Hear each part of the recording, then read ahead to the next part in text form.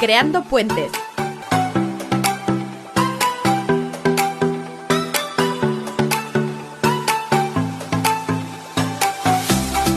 Hola, buenos días. Hoy aquí desde Creando Puentes en el Centro Forum vamos a hacer la entrevista al doctor Carlos Mirraji. Él es psiquiatra, estudió medicina en la Universidad Central de Venezuela, Escuela Vargas. También estudió en el Liceu, en Hebraica, Moral y Luces, y trabaja desde hace años en el Parc de Salut Mar con mucha experiencia en diferentes servicios de psiquiatría. Actualmente está en el programa de rehabilitación psicosocial en la unidad de subagudos y alta dependencia. Bueno, como siempre, buenos días, Carlos. Buenos días, encantado de estar con vosotros. Bueno, pues ahora doy paso a los colaboradores que han querido participar en la entrevista y doy paso a María José. Hola, Carlos, te echo de menos. Hola, María José. ¿Quién es Carlos? Bueno, no sé cómo contestar. Hablar de uno mismo es difícil, ¿no? Bueno, yo soy un doble emigrado, soy nacido aquí y emigrado de bebé a Venezuela, donde crecí, donde me formé mayormente. Y desde hace 19 años no quise disfrutar de la revolución bolivariana y me vine para acá. De alguna manera por situación personal, mi esposa quedó embarazada y decidimos que aquel no era el sitio adecuado. Y desde entonces pues estamos tratando de, bueno, abrirnos un hueco aquí, vivir. Soy psiquiatra, casado con una psicóloga, o sea que de alguna manera muy metido en lo que es el ámbito de la salud mental. Desde que empezaste a trabajar en salud mental, ¿qué cambios has percibido, Carlos? Bueno, llevo 20 años, 20 y tantos años metidos en el ámbito de salud mental y además vine de una sociedad diferente a esta. Ha habido cambios y no todos para bien, la verdad, lamentablemente. Hay más demanda de salud mental, ha crecido la demanda, las edades también de inicio más temprano. Las patologías que se atienden suelen ser ahora más complejas, suele haber más problemas de consumo de sustancias, más trastornos de conducta, personas con personalidades inestables, es decir, el paciente esquizofrénico clásico, digamos, suele ser una especie en vía de extinción y se ha cambiado mucho el perfil. La oferta de servicios no ha crecido en proporción a la demanda, con lo cual creo que se ha precarizado en ciertas cosas la atención. Es una atención en muchos aspectos muy limitada, aspectos muy médicos, muy medicalizada, pero con poca cobertura a veces de algunos aspectos sociales, biopsicosociales de los pacientes. Y bueno, ahora estamos viviendo realmente una situación de un cierto colapso aquí en la unidad porque se nos están cerrando puertas de salidas comunitarias y las demandas no dejan de incrementarse, y como estas cosas lo deciden políticos que nada tienen que ver con el día a día, pues ellos decretan la realidad y después la realidad nos acaba estallando en la cara. Entonces, yo creo que en general vamos a peor, desgraciadamente, ¿de acuerdo? Y la sociedad también, al final la psiquiatría no está más que inserta en un entorno sociocultural, la sociedad lleva una evolución pues un poco complicada, peligrosa, las redes sociales han cambiado nuestra forma de relacionarnos, tienen un aspecto positivo, pero aspectos muy peligrosos también. Se han generado nuevas adicciones con las redes sociales comportamentales, problemas de acoso a través de redes sociales, los niños cada vez a edad más temprana metidos en este mundo, que es un mundo pues, que tiene sus luces y tiene sus sombras también. Gracias, Carlos. Paso el móvil a Maite. Buenos días, Carlos. ¿Hacia dónde crees que va la psiquiatría en este país? Pues en este país no sé, es muy grande y no domino todo cómo va, pero bueno, la verdad es que en Cataluña cada vez hemos ido más hacia modelos más gerenciales, donde los números prefabricados además son los que hay que cumplir básicamente, por lo tanto el componente de calidad en la atención se va perdiendo y eso no se ve en los números, ¿de acuerdo? Se pretende o se supone que se está pretendiendo ir hacia una psiquiatría cada vez más comunitaria, están cerrando plazas de larga estancia en instituciones, pero los recursos a nivel comunitario no están apareciendo de ninguna manera y muchos de ellos no son funcionales inclusive, porque aquí en Cataluña al menos parece que funcionamos un poquito como reinos de taifa, donde cada quien en su parcela impone su ley y la coordinación entre dispositivos no siempre es efectiva, con lo cual se está quedando una gran cantidad de población desatendida realmente o dada de alta en situación a veces de precariedad social, y de ahí la tasa de reingresos tan altos que tenemos. Por otro lado, es una medicina muy centrada a veces en aspectos farmacológicos, pero con poca sensibilidad a veces hacia el abordaje psicológico, psicoterapéutico de los pacientes y de las familias, por supuesto. Y yo creo que son aspectos que al final se van notando. Además, el perfil de usuarios de salud mental cada vez es gente con más problemas, con más traumas vitales importantes, con estresores ambientales importantes, y esto al final se está acabando dando una atención un poquito parcializada. No me gusta la evolución que está tomando la psiquiatría en Cataluña, al menos en los 20 años que llevo aquí. Y además es algo que yo ya venía advirtiendo nada más llegar, que me chocó mucho hacia dónde nos dirigíamos, y realmente creo que estamos llegando a un punto en el que realmente vamos a acabar colapsando si no se toman medidas. No todo es negro, evidentemente, hay cosas, hay soportes, hay cosas. Mira, aquí tenemos a Rosy, por supuesto, que hace una magnífica labor a nivel comunitario, pero al final llega un punto en que la demanda también crece, porque además tenemos oleadas de inmigración, a veces ilegal también, con culturas diferentes a la nuestra, que de alguna manera no llegamos. Los dispositivos comunitarios no son suficientes. En el siglo que estamos, ¿crees que la psiquiatría en España goza de buena salud? Bueno, vuelvo a decir, en España hay grandes nombres de la psiquiatría. En España tenemos una atención psiquiátrica con una cobertura muy buena, realmente, mejor que si nos comparamos. Claro, a veces hay que compararse con quién, ¿no? Y en ese sentido está bien. Vuelvo a decir, en España, al menos en Cataluña, la psiquiatría ha tomado una deriva un poquito un excesivo de positivismo y muy reduccionista, y los aspectos psicosociales, terapéuticos, psicológicos se van dejando de lado o se atienden, pero de una manera muy precaria, ¿de acuerdo? Porque no hay Claro, pues formalmente tú puedes ser atendido por la psicóloga en el centro de salud mental, pero te van a dar una visita cada 3 meses, que eso y nada es prácticamente lo mismo, ¿no? Entonces, creo que de alguna manera se está medicalizando a veces en exceso la falta de atención psicológica y factores psicosociales de la gente, ¿no? Es decir, gente con situaciones socioeconómicas precarias, con problemas comunitarios importantes, que al final acaban entrando en el sistema de una manera que al final se atiende desde el punto de vista medicamentoso, cosas que debieran ser atendidas desde el punto de vista social, desde el punto de vista de soporte, de redes de apoyo, etc. Entonces, no sé si está gozando de buena salud. Hay buena psiquiatría en España, pero también se hacen cosas muy mal realmente, y estoy un poco a la expectativa. La psiquiatría al final, como todo en las sociedades, depende un poco de la evolución de la sociedad. Estamos también vivimos en una sociedad de lo inmediato, una sociedad que rechaza el sufrimiento, que rechaza el pensar, que rechaza el reflexionar, ¿no? Y que busca a veces salidas mágicas al problema. De ahí que estamos a la cabeza en el consumo de drogas, de las ilegales, por supuesto, y de las legales, que somos las que prescribimos nosotros. Estamos también a la cabeza, desgraciadamente. Esto nos debería llamar la atención como sociedad, ¿no?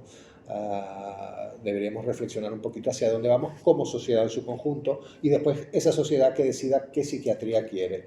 También es verdad que al final es una psiquiatría que, al estar primada por aspectos gerenciales, etcétera, etcétera, está muy alejada muchas veces de las necesidades reales, y que como todo producto al final bueno, pues el cliente siempre tiene la razón. También es una seguridad social que en muchos aspectos permite y tolera en demasía el uso abusivo que a veces se hace de ella, porque no se corresponsabiliza a veces al paciente o al entorno familiar lo suficiente en los procesos. Entonces, pareciera que es una psiquiatría a veces muy mediocre, y que a cambio tampoco se le exige a veces al paciente, al entorno familiar, una corresponsabilidad con su proceso. Entonces, ojalá que esto vaya cambiando. No veo que esté cambiando para bien, desgraciadamente. Es decir, lo que he venido viendo es que con los años, y cada vez que se nos prometen que van a venir edades doradas de la psiquiatría aquí en Cataluña, yo tiemblo. Básicamente porque lo que hacemos es hacer programitas que figuran muy bien en el papel, que a la hora de la verdad son recursos que creo que muchos de ellos se desperdician, pero que realmente no veo que estemos a mejor. De hecho, creo que estamos peor. Como sociedad, globalmente estamos peor. Hola, Carlos. Sí, queremos preguntarte, ¿qué opinas de la figura del experto en experiencia en la red de salud mental? A ver, yo no estoy al tanto del programa como tal y de los detalles, ¿de acuerdo? Yo por principio, el que pacientes que han pasado por experiencias puedan colaborar con otros pacientes, filosóficamente lo veo bien, me parece que es positivo. Como todo lo que hace gente que está metido en cosas políticas, habría que ver la letra pequeña. No conozco en detalle cómo se va a implementar el programa del paciente experto, y a mí lo que no me gustaría es ni que el paciente asumiera roles que no le tocan, ¿vale? Porque un paciente experto no deja de ser un paciente que también tiene una experticia y algo que aportar, pero que no es un profesional de la salud mental. Y por supuesto que no se utilizara la figura del paciente experto para ahorrar en recursos de profesionales de salud mental, que desgraciadamente cada vez que se implementan cosas aquí en Cataluña en salud mental, yo lo que siento es que es un poquito como estos trucos de trileros, ¿no? Es decir, te ofrecen grandes cosas y al final acabamos peor que antes de la implementación, porque se hacen cosas de manera muy pervertida, de manera muy parcial, a veces con políticos que no tienen absolutamente nada que ver con el día a día, tomando decisiones por nosotros de manera centralizada, y con una muy baja autonomía y capacidad de decisión por parte de los que estamos en el frente de batalla viviendo el día a día, ¿no? Entonces se toman cosas que a veces están muy alejadas de la realidad. Entonces, bueno, lo del paciente experto como idea general me parece bien, según cómo se implemente puede acabar siendo contraproducente. ¿Cuáles son las líneas futuras de la rehabilitación psicosocial? Bueno, pues la rehabilitación psicosocial se pretende que vayamos un poco hacia la reinserción comunitaria de la gente, sobre todo a disminuir la institucionalización y la institucionalización de larga estancia. Y con esta idea nos están de alguna manera cerrando las camas de larga estancia también. El problema es que primero nos cierran las camas de larga estancia y después se supone que llegarán los recursos comunitarios, con lo cual hay pacientes que ahora mismo se nos están quedando atascados. Esto está generando también un efecto de embudo y un efecto de cuello de botella que va a colapsar alta dependencia psiquiátrica, que se está convirtiendo en ya gastada. Esto va a colapsar evidentemente subagudos y esto va a colapsar agudos, con lo cual se precipitarán altas mal dadas desde agudos que acabarán reingresando por urgencia y el efecto puerta giratoria. Las cosas hay que implementarlas primero. Tú no puedes meter el techo sin haber hecho unas bases, y que creo que otra vez más es lo que se está pretendiendo hacer. Todo esto viene dictado por gente que de alguna manera sí tiene sus intereses políticos en todo esto, pero que, bueno, voy a decir, no están en el día a día. Ellos decretan, el papel lo aguanta todo y después ve tú a ver cómo haces para hacer la realidad. Entonces al final tenemos que estar falseando números artificialmente, y es real que se falsean números de hospitalización, de programas, etcétera, para bajar estancias, para dar altas. Es decir, esto se está haciendo ya de manera generalizada en Cataluña, y ojalá que alguien tome el comentario que hago como noticia criminis y se investigara esto, porque yo creo que eso debiera ser incluso delictivo. Entonces, claro, el papel lo aguanta todo, tú precocinas unos números de altas, de estancias, etcétera, y después ve a ver tú cómo haces, ¿no? Me parece que estamos en manos de mediocres, de muy mala gente que nos está dirigiendo, ¿de acuerdo? Y ojalá que como sociedad tomemos conciencia de esto, porque esto es responsabilidad nuestra también. Si como sociedad permitimos que esto sea así, nosotros somos copartícipes de esta situación. Hola, buenos días, Carlos. Hola, Julia. ¿Cómo influye la educación y la cultura en la salud mental? Bueno, es primordial, ¿de acuerdo? Lo estamos viendo aquí, la evolución de la sociedad nuestra también está dando lugar a aparición de nuevas patologías, ¿no? Vemos problemas en niños y adolescentes que antes eran raramente vistos, ¿no? También tenemos culturas a veces de fuera que están distintas a la nuestra, que de alguna manera tienen patrones de vida muy diferentes. La forma de expresión de la salud, de la enfermedad o del conflicto puede ser muy distinto al nuestro, ¿de acuerdo? Y los tiempos van cambiando, las patologías o la forma de expresión de las patologías va cambiando con los tiempos también. Al final, la psiquiatría y la salud mental en general trata de seres humanos, estamos insertos en un contexto social para bien y para mal, ¿no? Y que eso representa. También pues hay cambios muy negativos, la figura de autoridad del médico, la autonomía del médico en la toma de decisiones se ha ido desprestigiando, de alguna manera se nos ha convertido muchas veces en figuras que administramos un servicio con unos parámetros, pero que de alguna manera a veces vamos perdiendo autoridad frente al paciente, también vamos perdiendo autonomía.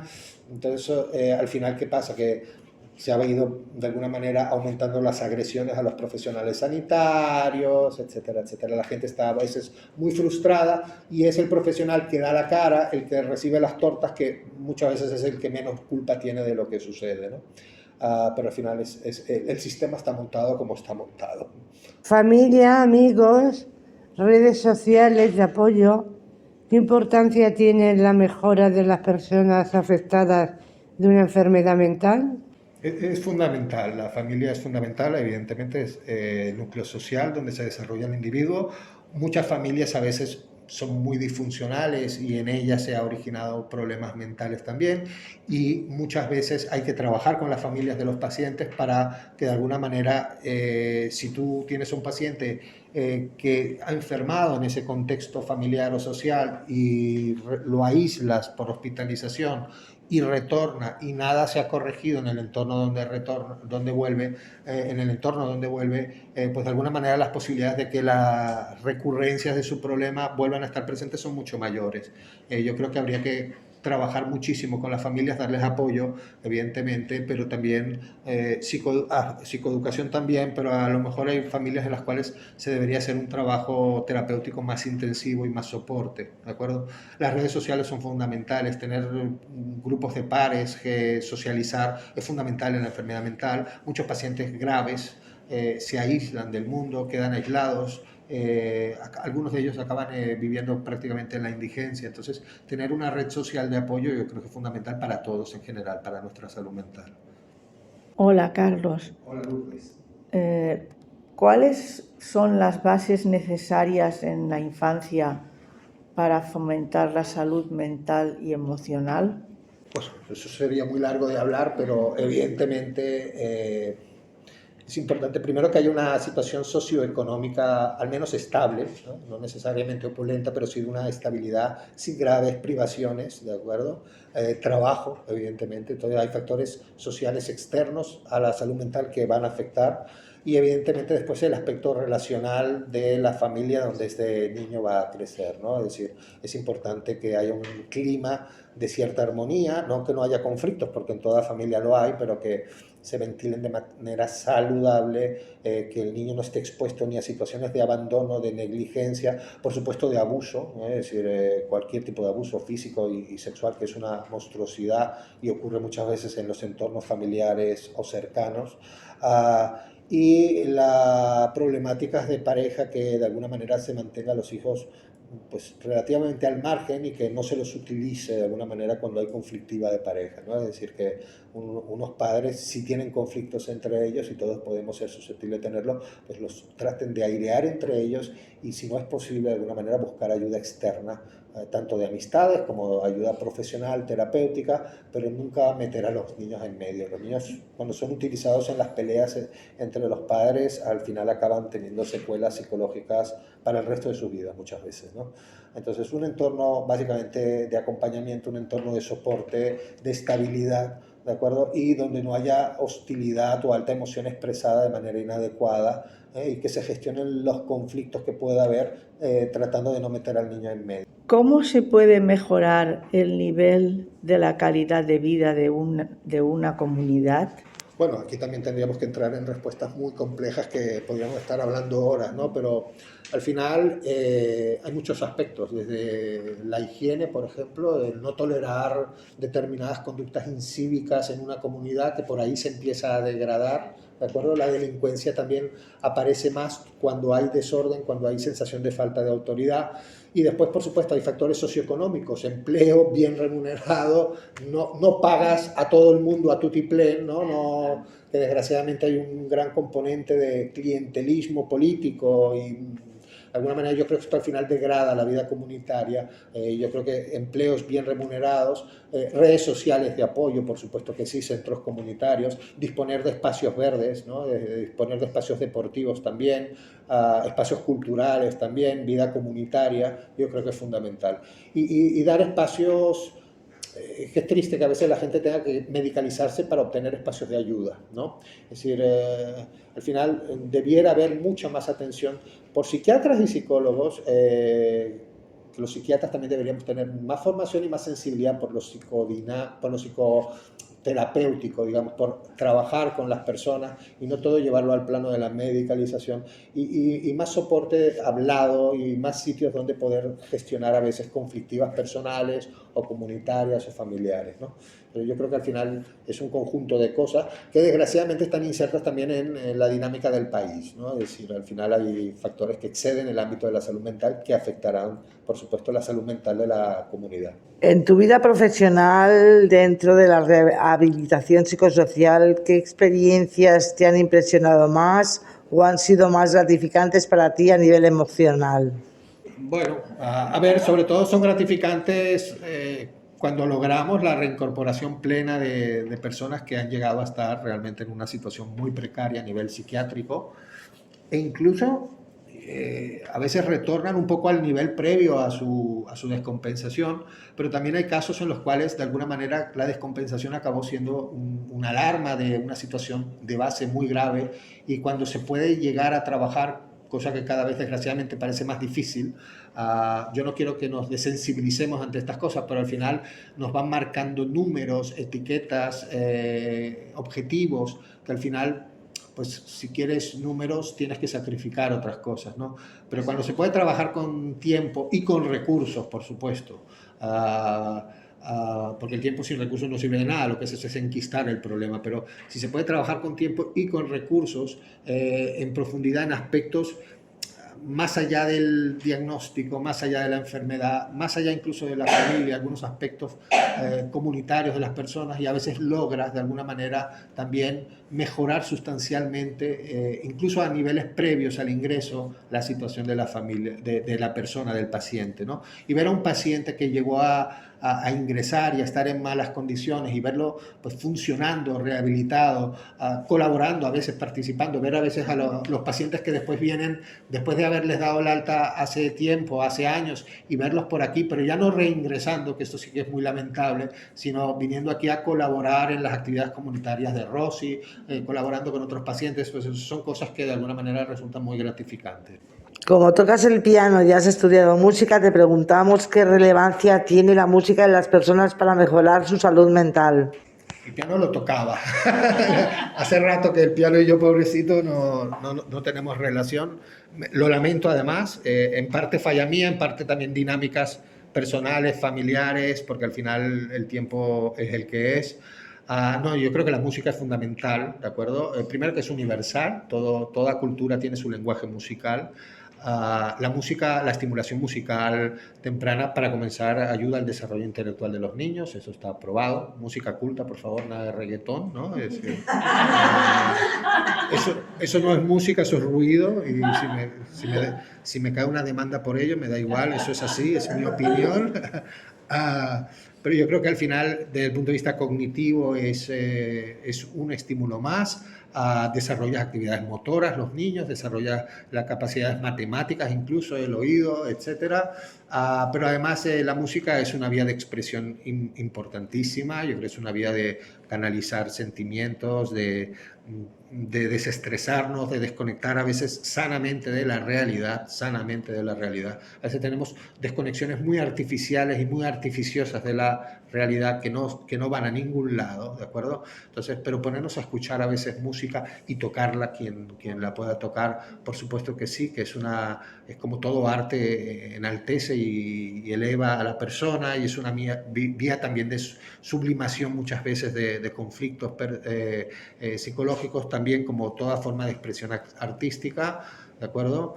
No, yo estimulo a que de alguna manera se introduzca la música en las escuelas, en la comunidad, que se dé acceso a formación o a sensibilización musical, y para los pacientes también puede ser una vía de ayuda importante. Por cierto, en Venezuela, de lo cual huí, pues porque el país es un desastre, pero Venezuela tiene fama porque allí había unos programas, y creo que siguen estando activos, de orquestas sinfónicas infantiles y juveniles, que adquirieron fama a nivel internacional inclusive, ¿no? Es decir, y que esta fue una de las vías también para sacar a muchos jóvenes en situación precaria a nivel socioeconómico, chicos de los barrios, pues sacarlos y que no cayeran en la delincuencia, ¿no? Es decir, y la experiencia en Venezuela de hecho es reconocida a nivel internacional como una de las experiencias más importantes. Las orquestas sinfónicas juveniles en Venezuela tienen justa fama. Ahora tenemos a Laia, que es estudiante de Educación Social, y tiene una pregunta también para ti. Hola, ¿tienes manías o obsesiones con tu trabajo? Bueno, depende de lo que entendamos por manías. Hay cosas que me gustaría que fueran que no son, ¿de acuerdo? Además, yo vengo también de una formación donde factores, el trabajo terapéutico, psicodinámico era mucho más presente, cosa que aquí al final te tienes que adaptar un poco a las dinámicas de lo que hay en ese sentido. Obsesiones como tal, mira, no sé, mejor lo verán otros desde afuera que yo mismo, ¿no? Me gustan las cosas bien hechas, pero al final también hay cosas que tienes que acabar aceptando que son como son y que no las puedes cambiar, y que lo que te toca a veces es adaptarte a la realidad real, ¿no? Aquella que no puedes cambiar en el entorno inmediato. Sí que estimulo un poquito a que todos juntos a veces tratemos de hacer cambios, aunque a lo mejor no los veamos nosotros, pero que vayan en la dirección correcta para los años venideros, ¿no? Por eso llama un poco la atención de cómo vamos como sociedad, ¿de acuerdo? Ahora tenemos a Raquel, que es estudiante residente de enfermería, y también te va a hacer una pregunta. Hola Carlos, Hola, ¿tu trabajo te permite desconectar cuando llegas a casa?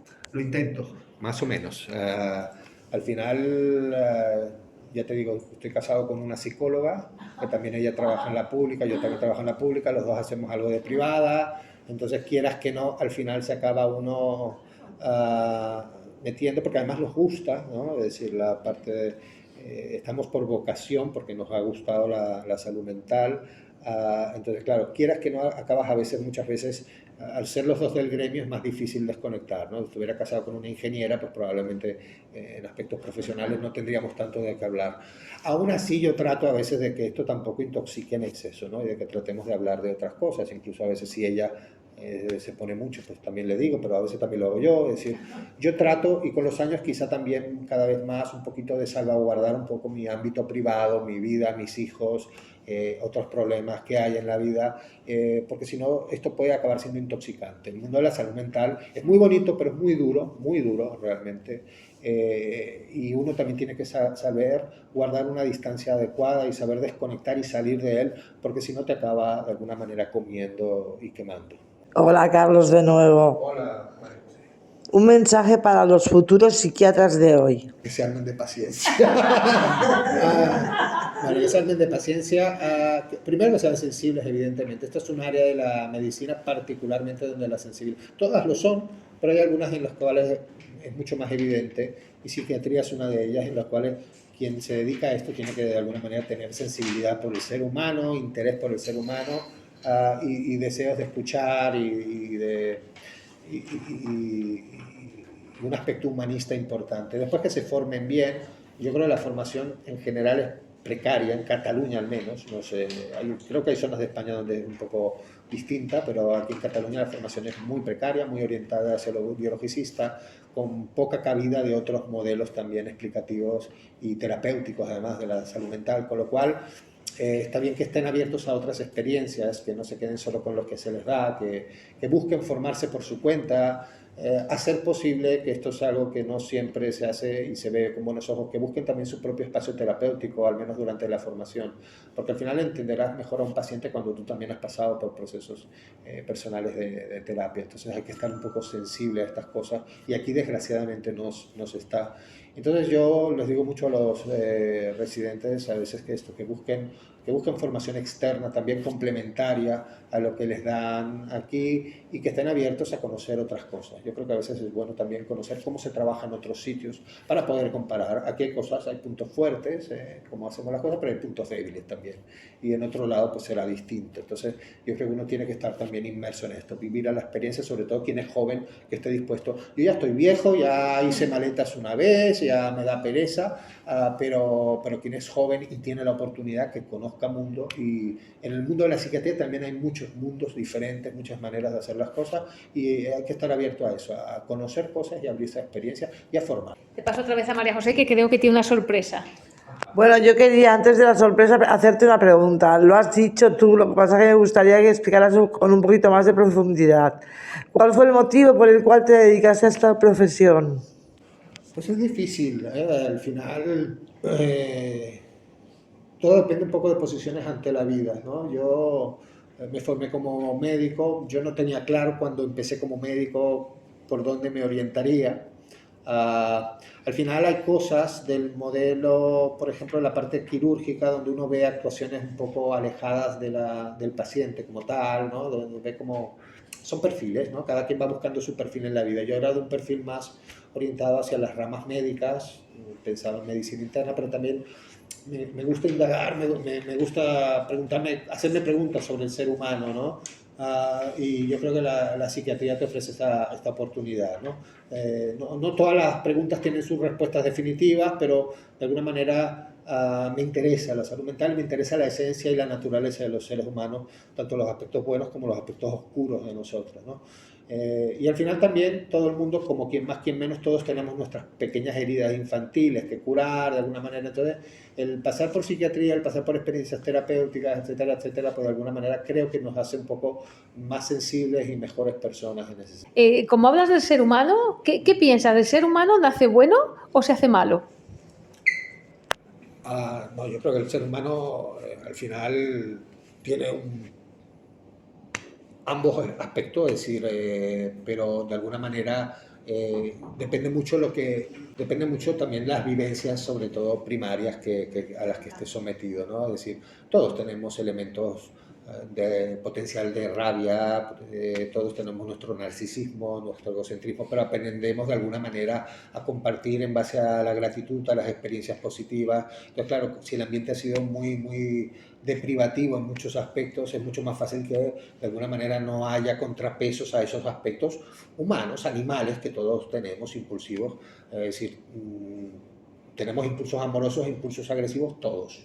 Eso no nos hace buenos ni malos per se, sino al final es el cúmulo de circunstancias y cómo nos construimos cada uno de nosotros en esas circunstancias, porque al final cada quien ante la misma situación no se posiciona de la misma manera, o sea, cada quien también tenemos nuestra propia carga temperamental individual, pero bueno, al final las experiencias nos marcan, pero qué hagamos nosotros con esas experiencias a futuro también es importante, ¿no? Es decir, hay gente que ha pasado por adversidades terribles y sin embargo son buenas personas, y hay gente que son muy malos o hacen cosas muy malas y no, aparentemente, desde un punto de vista formal, tampoco han pasado por situaciones tan extremas como para justificarlo, ¿no? Entonces, yo creo que es un balance de las dos cosas. Tenemos un potencial agresivo todos los seres humanos, eso en sí mismo no es malo, ¿de acuerdo? La cuestión es que tengamos un espacio donde desarrollar nuestra personalidad de una manera más o menos adecuada para que haya un punto de permeabilidad y de alguna manera de ejecución de nuestros impulsos y de nuestros instintos de una manera adecuada y adaptativa en consideración a los demás. Pero tú también, de alguna manera, tiene que haber un ambiente que nos ayude a integrar estos aspectos bien sanamente dentro de nosotros. Al final, no sé si contesté o lo enredé más, Sí, pero... no, sí. ¿Lo habéis entendido bien? Sí, muy bien. Bueno, Carlos, yo tengo algo que he dedicado a ti esta mañana, a las 7 de la mañana me acordaba de ti y te he escrito esto. Muy bien. Carlos, hola Carlos, a ti me dirijo hoy porque eres especial. Normalmente te vemos con ropa de calle, ya que uniforme no sueles llevar. El hábito no hace al monje, se suele decir. Tú que con tu sabiduría nos iluminas y nos reconduces, tú que detrás de ese semblante serio a veces tienes un gran corazón, por el contrario, no te dedicarías a esta profesión. Decirte que al principio me asustaste por las medidas que comentaste aplicarme. Se suele decir, Carlos es serio, pero es bueno. Me abrazaste en un momento y me llegaste por entero. Tu cercanía es distante, pero no conmigo, ya que al ser me llegaste. A ti te brindo esas palabras porque me sale del alma. Tú que buscas explicación con tu inquietud a este inmenso océano que es la mente, decirte que yo también soy especial, si no, no estaría en este lugar. Muchas cosas te diría, pero me conformo con estas líneas. Gracias, Carlos, por tu labor sin condición. Me despido hoy, hasta la próxima. Un adiós no es sino la siguiente estrofa. Muchas gracias. Yo lo agradezco mucho, María José. Tú también has sido una paciente muy especial para mí, y creo que hemos acabado haciendo muy buen vínculo con el paso del tiempo. Es cierto que a veces yo puedo ser intimidante el primer contacto cuando ves, pero al final, de alguna manera, el roce hace el cariño, y dentro de que evidentemente estamos en situación distinta de médico y de paciente, pero al final el aprecio y el deseo de ayudar al final lo acabas percibiendo, y yo te agradezco muchísimo estas palabras que me has dedicado, algunas de ellas inmerecidas, pero está bien, se aceptan también. Te las agradezco muchísimo. Yo no me considero tan sabio, pero te las agradezco muchísimo. Eres sabio, Carlos. Intentamos de alguna manera ayudar, que es de lo que se trata desde nuestra posición y con las limitaciones que tengamos, intentamos ayudar.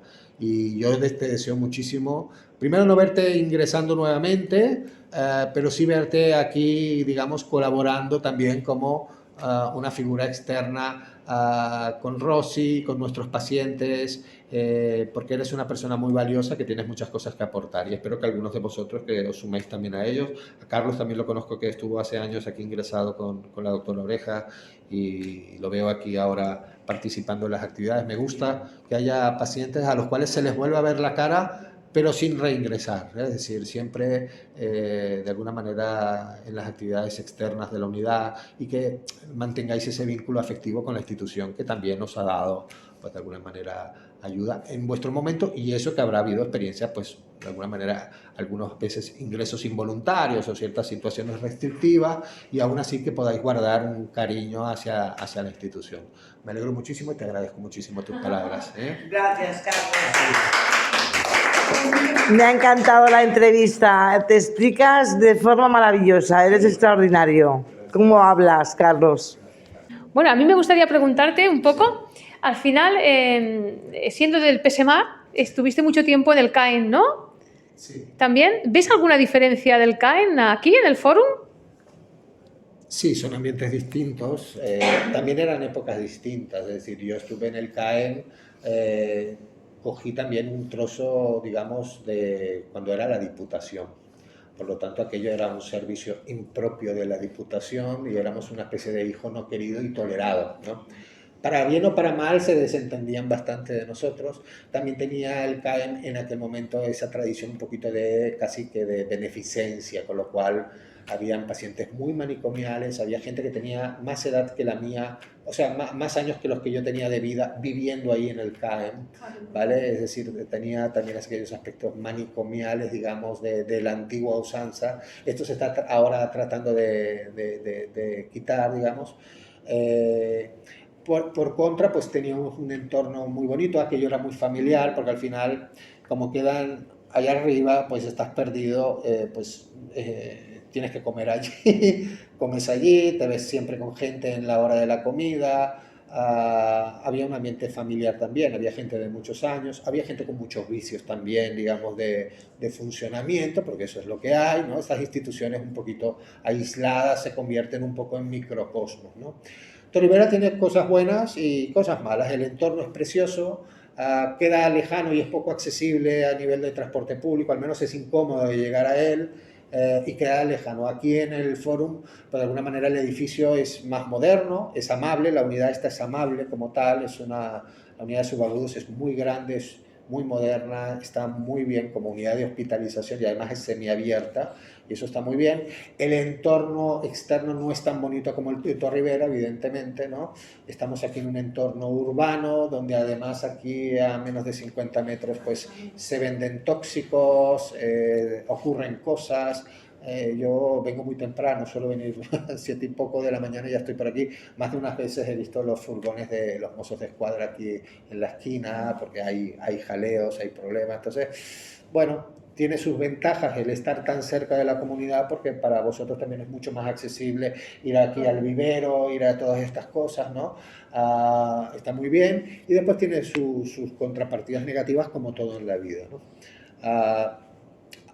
Yo, como me hago viejo también, estar aquí me queda más cerca de casa, puedo llegar a pie, camino un poco y ya me viene bien, y evito pues las caravanas, porque el colapso de la circulación en Barcelona es terrible, con lo cual estar aquí en Barcelona más cerca de casa, además accesible, pues me resulta ventajoso. Pero vaya, yo guardo, con todos los vicios que tenía, yo le guardo un inmenso cariño al CAEM también, porque evidentemente estuve algunos años allí. ¿Qué es el CAEM? Porque yo estoy totalmente pez en esto. Vale. Ay, no, a lo mejor no has estado allí.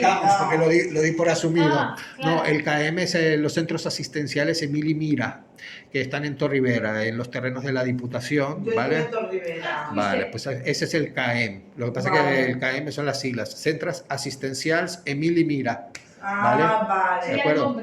El nombre, sí. Y Torrevieja realmente es el recinto de todo el espacio de la Diputación, porque allí en Torrevieja no solamente están ahora los centros asistenciales, hay también facultad de nutrición y creo que hay algunas cosas más, no lo sé.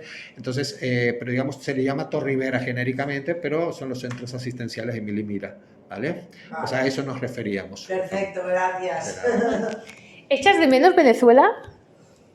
Sí, la echo de menos, evidentemente. Yo llegué a Venezuela con 3 años, o sea, yo todo, y me fui con 30. Es decir, yo hice toda mi vida allí, ¿vale? Siempre fui muy crítico con la evolución que tenía la sociedad venezolana, es decir, yo ya veía lo que nos iba a acabar cayendo, y efectivamente nos ha caído. Lleva 25 años en una dictadura disimulada, pero criminal, corrupta hasta el tuétano, además narcotraficante, etcétera, etcétera. Es decir, es algo terrible.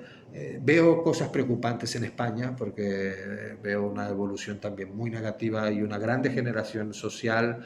Estamos haciendo caminos similares a los que se vivieron en algunos países de Latinoamérica, que en algunas cosas se parece bastante. Es verdad que aquí el entorno es diferente, aquello era todo mucho más caribeño, para bien y para mal, y aquí estamos en un contexto europeo que se supone, entre comillas, que medio nos protege de algunas cosas, pero no de tantas realmente, ¿no? Yo veo que España va por un camino peligroso. Y yo a Venezuela me fui en el 2004, volví el 2005 y ya no volví más. La verdad es que ni siquiera me he dado de alta en el consulado venezolano, porque yo dije que mientras estuviera la dictadura que hay ahora no volvería. Y como quiera, que Venezuela llegó a ser un país extremadamente peligroso, realmente, de aquello de ir por unas navidades y ya no volver. Decidí que no, que teniendo hijos y esto, prefería no arriesgarme, ¿no? Entonces sí, la extraño, la echo de menos. Lo que pasa es que la Venezuela que yo conocí, que también evidentemente fue la que desembocó en esto que tenemos ahora, pero esa Venezuela ya tampoco existe. Es decir, ni siquiera los que están en Venezuela ahora tienen a la Venezuela que tuvimos cuando nos criamos, ¿no? Es triste, las naciones tienen sus tiempos, los países tienen sus tiempos. A mí me hubiera gustado, por supuesto, que Venezuela saliera de la desgracia en la que está metida. No va a salir de la desgracia en la que está metida, no se merece salir, desgraciadamente. Estas cosas no son cuestión de querer o no querer, ¿no? Y los tiempos de estos grandes eventos a nivel mundial muchas veces superan las vidas humanas, ¿no? En Cuba llevan 60 años queriendo salir de la tiranía, que es la que manda realmente en Venezuela, la tiranía socialista cubana, hacia la cual, por cierto, tenemos mucha simpatía aquí en este gobierno de aquí, les tenemos mucha simpatía. Entonces, en Cuba pues llevan 60 años con aquello y ya han pasado generaciones que han muerto y el régimen sigue, ¿no? Entonces, hay que ser realista. Hay cosas que a veces superan lo que es la vida humana y, por lo tanto, si tú estás de acuerdo en asumirlo, te quedas. Y si no, no, pues haces las maletas y ya sabes lo que te toca hacer. Ya lo hice una vez, espero que no me lleven a hacerlo otra vez, pero bueno, pero sí. Tendríamos que hacer muchos las maletas. Sí, si Venezuela fuera un país institucionalmente más saludable, pues yo me habría dado de alta en el consulado, mis hijos estarían inscritos y probablemente sería más factible. Como nada de esto ha ocurrido, entonces yo de momento no me he planteado el ir a Venezuela ni siquiera de visita. Ni siquiera de visita, desgraciadamente. Y la verdad es que es un país que valía mucho la pena para ver y conocer, pero bueno, está en la situación en la que está, ¿no? A mí me gustaría comentar un poco que desde que conozco a Carlos, ¿no? Carlos ha sido siempre, desde mi mirada, siempre que llega que ingresa un paciente, lo mira y te dice y termina pasando lo que él dice. Al final es un poco que cuando ahora has hablado de España también ya me da miedo, ¿sabes? Porque al final termina ocurriendo lo que tú dices. Sí, no quiero asustaros, pero soy un poco profeta del desastre. Sí, Es sí. decir, y no porque tenga dotes adivinatorias, porque la primitiva no me ha tocado más que el reintegro alguna vez, pero las cosas que yo vi en España y que advertí en su momento se han ido dando y ya estamos en ellas, de hecho.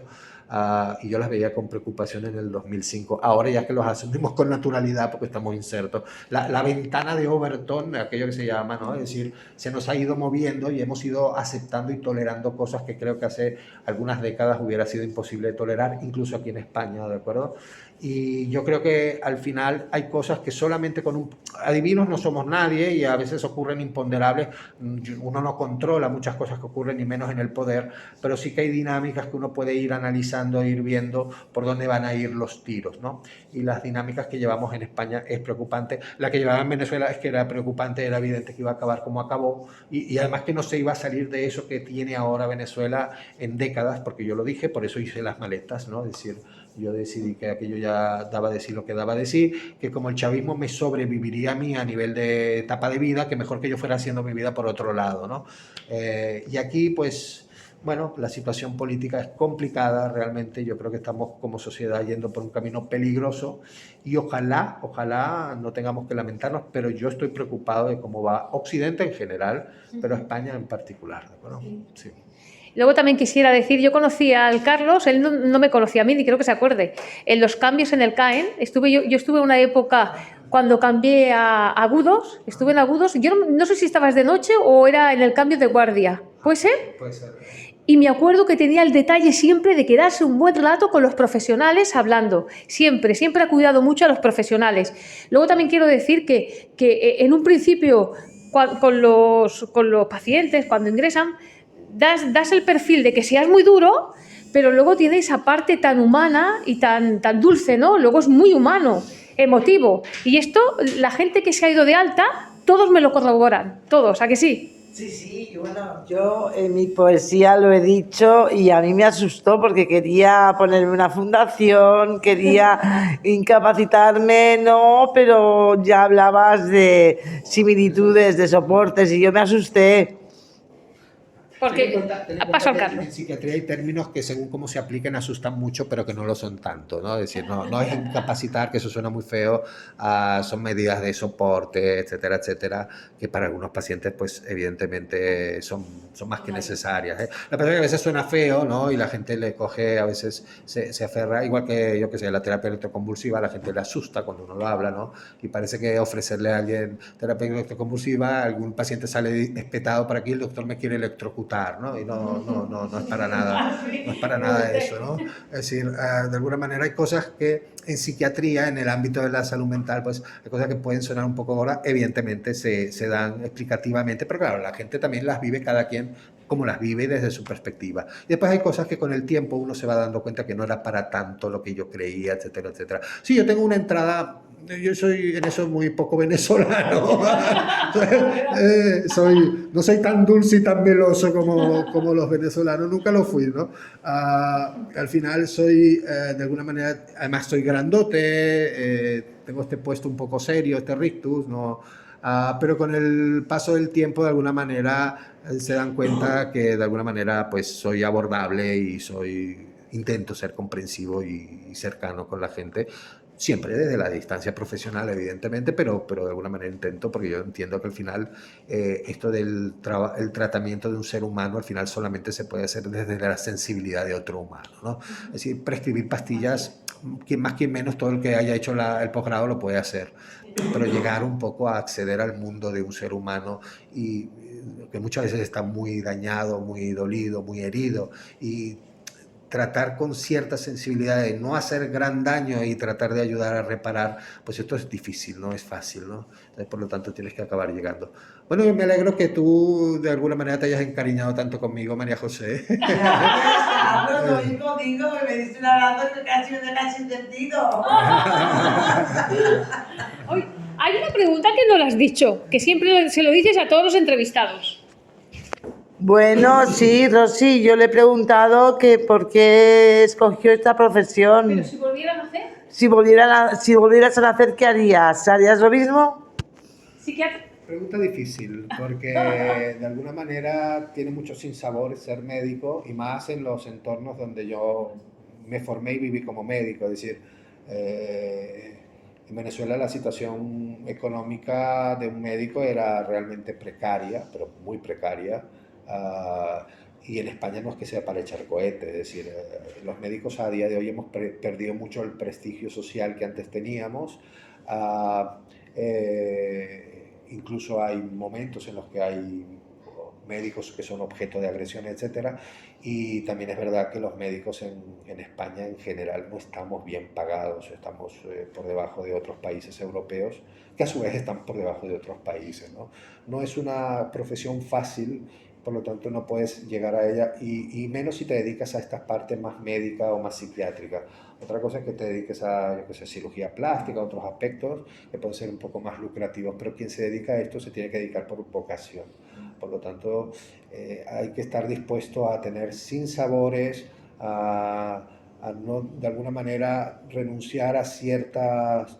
Si lo haces bien, si entras en otros juegos, que yo sé que hay gente que lo hace, no, pero si lo haces como tú crees que lo debes de hacer, evidentemente renuncias probablemente a ciertas riquezas materiales, etcétera, etcétera. Entonces tienes que estar dispuesto un poco a lo que hay, ¿no?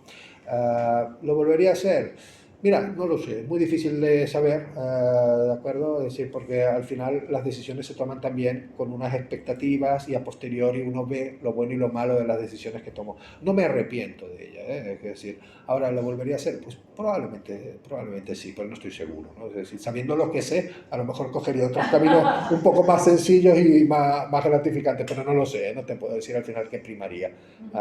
Pero no, arrepentido no estoy de ello, ¿no? Pero sí es verdad que es un camino, de alguna manera, tiene sus sinsabores, y las compensaciones te tienen que venir mucho desde lo personal y desde el tú mismo sentir que estás haciendo otro por otros seres humanos, porque a veces incluso el sistema es bastante poco dado a reconocer de alguna manera a los profesionales, y en esta casa no estamos particularmente bien tratados, y no hace falta que lo diga yo, la cantidad de profesionales que se van de esta casa a otros dispositivos habla por sí solo. Es decir, hay cosas que de alguna manera se agradecerían que fueran distintas y no lo son, pero bueno, es lo que hay, ¿no? Es decir, no me arrepiento de hacerlo, pero no sé si lo volvería a hacer o no sé, o lo haría distinto, no lo sé.